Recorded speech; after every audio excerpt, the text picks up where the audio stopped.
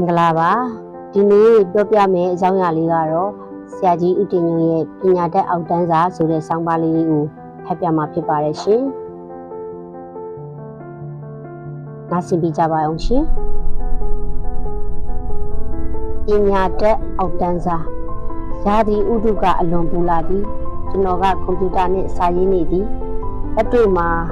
ချွေးတွေစီးကြလာသည့်အထိပူပြင်းလာသည်ရေးထတောက်ပြီးနောက်ကလက်ကလက်ထိုင်တွင်ခစ်တနားရန်ထိုင်လိုက်သည်မောင်ကျော်ကဆရာမကြီးဖော်ရင်တောက်မလားအေးကောင်းသားပဲကွာတော့ထက်ကွာမင်းလည်းတောက်လေမောင်ကျော်ကမကြီးဖော်ရင်နှစ်ခွက်ထဲလာပြီးကျွန်တော်ကိုတစ်ခွက်ပေးသည်အာကောင်းလိုက်တော့ကွာဆရာညကလေးကစိန်ထားတာလား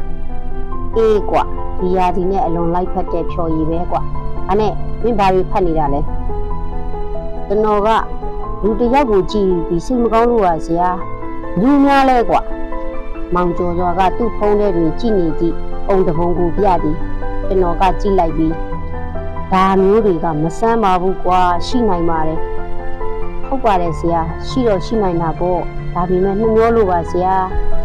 နှမျောဖို့မလိုဘူးမောင်ကျော်နှမျောဖို့မကောင်းတဲ့သူတွေကိုမင်းကလိုက်ပြီးနှမျောနေတာကမင်းလည်းနှမျောစရာကောင်းတဲ့ကောင်ဖြစ်သွားလိမ့်မယ်အဲ့ဒီလိုလူမျိုးတွေကိုလစ်လျူရှုထားလိုက်ကွာကိုယ်စရင်တွေကထုတ်ပြလိုက်မင်းကိုတယောက်ဆောင်မင်းသားကြီးမော်ဂန်ဖရီမန်ပြောတဲ့စကားလေးတစ်ခုပြောပြခြင်းနဲ့နားထားဟုတ်ကဲ့ပါဆရာ To be is knowing the truth seeing the truth but still believing the lies တဲ့ကွာနားလေလားအမှန်တရားကိုသိလျက်မြင်လျက်နဲ့မူသားကိုဆက်လက်ယုံကြည်နေသူကို stupid လို့ပြောတာမဟုတ်လားဆရာstupid ကိုဘာသာပြန်လေကွာ stupid ကိုကျွန်တော်သိတာကငထုံငထိုင်ငပေါ်လူမိုက်လိုပဲသိတာဆရာ Freeman ဆိုလို့တဲ့ stupid ဆိုတာကအဲ့ဒီလိုသဘောဖြစ်မယ်မထင်ဘူးဒီထက်ပိုပြီးလေးနက်မဲ့ထင်ပါတယ်ဆရာမှန်တယ်မောင်ကျော်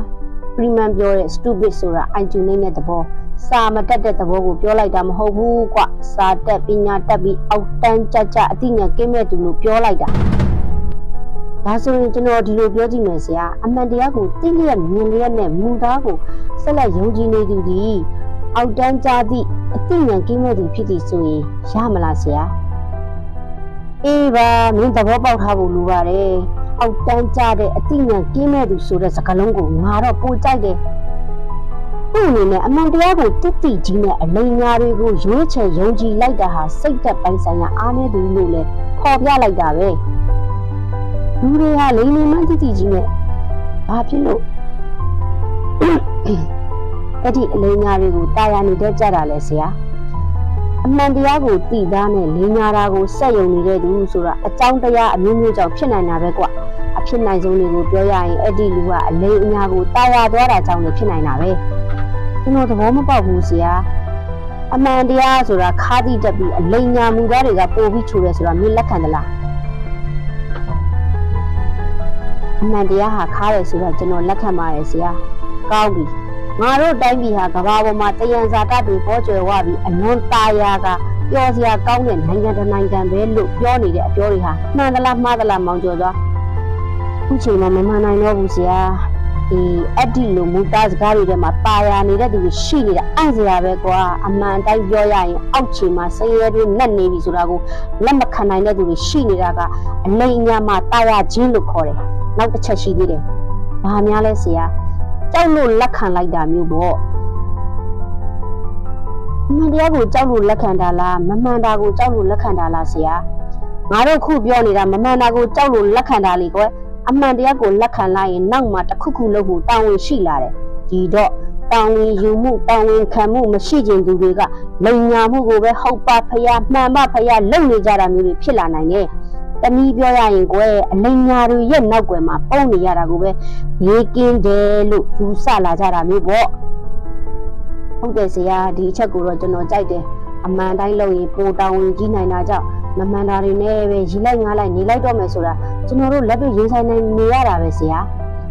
နောက်တစ်ချက်ကအုပ်စုလိုက်တိတ်တက်ကြောင့်အမားကိုအမှန်လို့လက်ခံလိုက်ရတာမျိုးတွေလည်းဖြစ်နိုင်တယ်ဆိုလိုတာကကွာသူ့ပတ်ဝန်းကျင်မှာရှိနေတဲ့လူတွေအားလုံးက အမားကိုအမှန်လို့ပြောနေရင်သူ့အမြင်ကအမှန်ဖြစ်နေတာတောင်မှတယောက်တည်းဖြစ်နေမှစိုးရင်လို့အုပ်စုကြီးနဲ့ရောပြီးလိန်ညာတာတွေကိုယုံကြည်အောင်စောင့်လိုက်ရတာမျိုးပေါ့ဟာဒါကတော့တော်တော်ဆိုးတယ်ဆရာနောက်ရှိသေးတယ်လူတချို့ဟာမိုက်မဲလွန်းလို့အလိန်ညာတွေကိုယုံနေကြတာမဟုတ်ဘူးဆိုတာပဲကွာလူကြီးလဲဆရာအဲ့ဒီလိုမျိုးတွေကရှင်တန်ရဲ့ပြူခါကြောင့်ယုံကြည်ခြင်းအောင်စောင့်ကြရတဲ့လူမျိုးတွေကျွန်တော်နားမလည်ဘူးဆရာအမှန်တရားကိုပြောလိုက်ရင်အသက်အန္တရာယ်နဲ့ရင်ဆိုင်ရနိုင်တဲ့အနေအထားမျိုးတွေမှာအလိမ်ညာကိုပဲယုံကြည်ပြနေရတဲ့လူမျိုးတွေလည်းရှိနိုင်တယ်လို့ပြောတာအဲ့ဒီလိုလူမျိုးတွေကိုတော့လူမိုက်တွေလို့ပြောရမလားဘေးချောင်တတ်တဲ့သူတွေလားလို့ပြောရမှာခက်တယ်ဒါပေမဲ့အဲ့ဒီလိုရောင်ဝါးလူမျိုးတွေဟာကြာလာရင်တော့ကိုယ်ယုံကြည်မှုအမှန်တရားကိုပြန်ပြီးတော့ဖြည့်ဆည်းသူတွေဖြစ်လာတတ်တယ်ဆရာပြောတဲ့ရှင်တန်ရေးပြပါဆိုတာဘာလဲဆရာ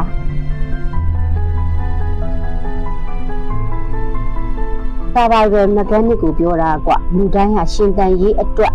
အမှန်တရားကိုဖုံးကွယ်ပြီးလိမ်ညာမှုကိုဟန်ဆောင်လက်ခံလာကြရင်အမှန်တရားဆိုတာကိုယ်အတွင်းမှာရှိတာထက်အပြင်ကဧည့်သည်ဘဝရောက်သွားတတ်တယ်အမှန်တရားကိုဘယ်တော့မှမပြောရတဲ့အခါနောက်မျိုးဆက်တဲ့အတွက်အမှန်တရားဆိုတာ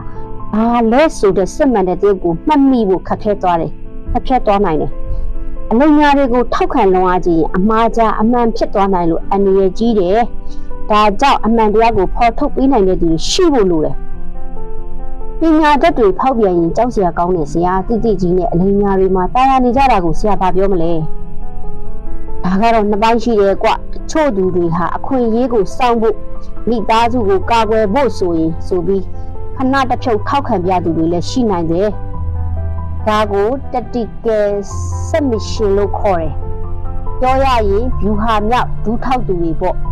သူတို့စိတ်ထဲမှာအမှန်တရားကိုလက်ခံပြီးမဲ့ရှင်သန်နိုင်ရေးအတွက်ဒူးထောက်သွားတာဒါကိုလည်းအကောင်းမြင်ပြီးလို့မရဘူးမောင်ကျော်စွာဘာဖြစ်လို့လဲဆရာဒူးထောက်ပါများရင်မက်တဲ့ရရမယ်နီလန်ကိုမြုပ်သွားနိုင်လို့ပေါ့နောက်တစ်ပိုင်းကရောဆရာနောက်တစ်ပိုင်းကတော့အဲ့ဒီလိုဒူးထောက်သူတွေကိုယ်တိုင်ကကိုကျင်တရားပိုင်းမှာယိုယွင်းနေလို့ပဲအတ္တကိုမောရှင်လို့ခေါ်တယ်ကိုယ်ရရှင်တန်ဖို့ထက်ကောင်းစားဖို့ကိုတွက်ပြီးလိမ်ညာမှုကိုဖတ်တွယ်လိုက်ကြတဲ့သူမျိုးတွေပေါ့အဲ့ဒီလိုလူမျိုးတွေဟာအမှန်တရားကိုတိတိကြီးနဲ့တက်ပစ်လိုက်တဲ့သူတွေလို့ပြောရမယ်သူတို့ကိုပူပေါင်းချက်စီတဲ့ကြံရပါတွေလို့တောင်ပြောနိုင်တယ်သူတို့ကိုလူလိမ်တွေထက်ပိုပြီးကြောက်စရာကောင်းတဲ့သူတွေလို့ပြောရမယ်အမှန်တရားကတော့ဘယ်လိုပဲလိမ်ညာဖုံးကွယ်ပါစေမပြောင်းနိုင်ပါဘူးဆရာမှန်တယ်ဒါကြောင့်အမှန်တရားကိုဖတ်တွေ့ထားတဲ့သူတွေပျောက်ကွယ်ကောင်းပျောက်ကွယ်နိုင်တယ်ဒါပေမဲ့အမှန်တရားကတော့ဘယ်တော့မှမပျောက်ကွယ်နိုင်ဘူးအမှန်တရားတွေမပျောက်ကွယ်ရအောင်မျိုးဆက်အစစ်စစ်လက်စစ်တန်းသွားသူတွေရှိဖို့လိုတယ်ရင်းတို့လိုလူငယ်တွေရှိနေတဲ့မှန်တရားဟာဆက်ပြီးရှင်သန်နေမယ်လို့ငါတော့ယုံတယ်စိတ်ချပါစရာ